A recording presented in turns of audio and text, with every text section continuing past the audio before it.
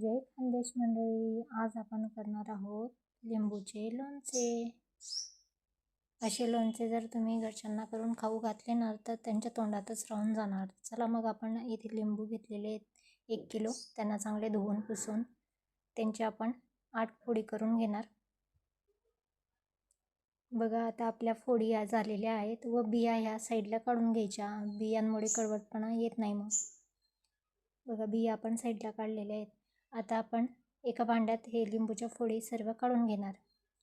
आता गॅसवर कुकर ठेवलेला होता, त्यात पाणी टाकलं। त्यात डब्यात जे आपण लिंबूचे काप केलेले आहेत ते आपण झाकण ठेवून देणार। त्याच्यात पाणी जायला नको आणि वरून झाकण लावून घेणार आणि 6 ते 7 शिट्ट्या आपण चांगल्या काढून घेणार। आता ते आपलं झालेलं आहे शिजून। आता आपण इथे गॅसवर दुसरी कढई ठेवलेली आहे। त्यात आपण 1 किलो गूळ घेतलेला आहे। तेल टाकले, मोहरी टाकली, आपण चांगली तळतळली ती। आता त्यात आपण गूळ टाकून दिला, छान असा घट्ट झाला तो। आता ज्या लिंबूच्या फोडी ज्या आहेत त्या शिजून झालेल्या त्या आपण त्यात टाकणार। बघा किती छान असं लोणचं आपलं हे तयार झालेलं आहे। तुम्ही पण करून बघा। आवडलं असेल तर लाईक करा, शेअर करा, कमेंट करा। सबस्क्राईब केलं नसेल मला तर सबस्क्राईब करा।